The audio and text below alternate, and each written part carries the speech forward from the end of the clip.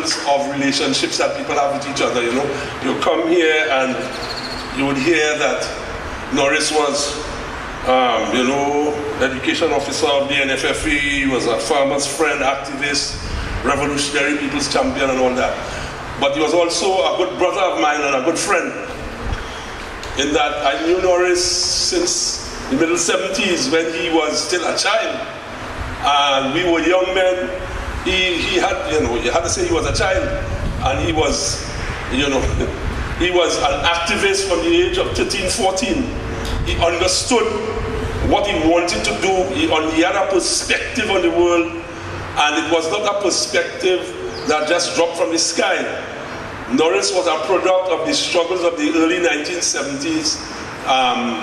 You know, those of us who are old enough would remember the upheavals that went on in this country in those days, between the uprising of 1970 and the ULF thing in Bloody Tuesday and all that. And Norris was an integral part of all these things, and these are the things that shaped his perspective of the world and gave him the passion that he had for people, for championing people's causes, the love that he had for people, and in particular for farmers.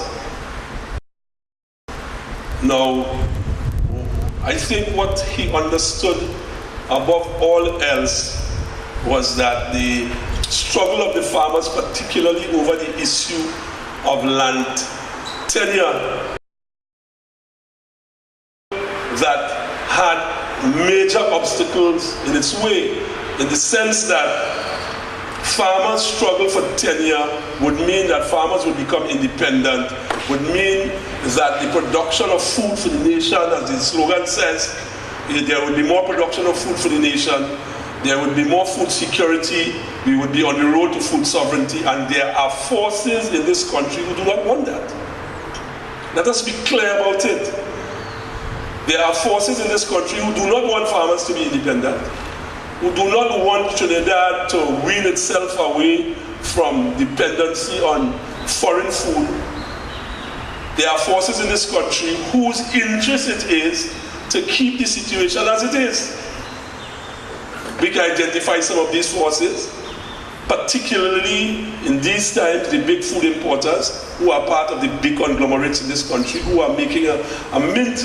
We import how much? $4 billion worth of food every year. That is ridiculous. Right? But people are becoming millionaires off of this thing.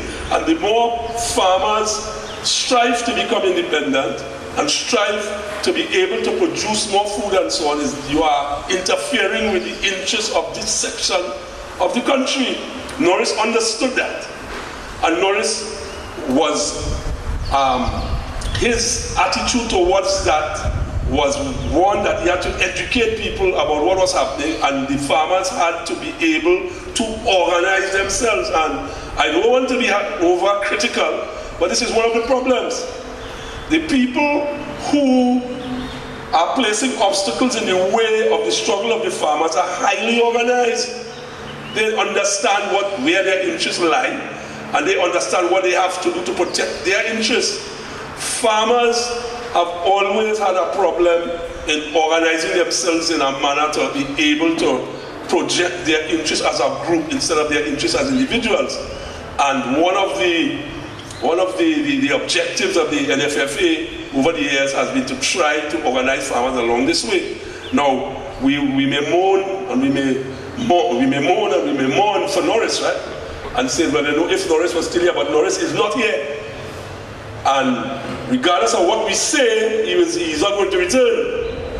But what we could do is to build on the tradition and on the work that Norris did, to understand what he did and to try to carry that work forward. Sure, we may never be able to fill his boots, but we may not need to have to fill his boots if each and every one of us fill our boots. The critical issue is organization, and not only among farmers, but we're talking about, about the farming sector today. The critical issue is organization. Those who do not want to see you progress are organized. You have to organize yourselves. You have to organize yourselves in a way that you can advance, protect, and defend your interests. and not at every time you reach a critical point, succumb to the interests of others, particularly through, the shenanigans of smart men politicians and so on. So I think Norris, to me, was an outstanding, shining light, not only for farmers, but for people who want to see this country progress in the manner in which we know it has the potential to progress. And I think the best thing we could do in terms of honoring his memory and so on is to organize, organize, organize.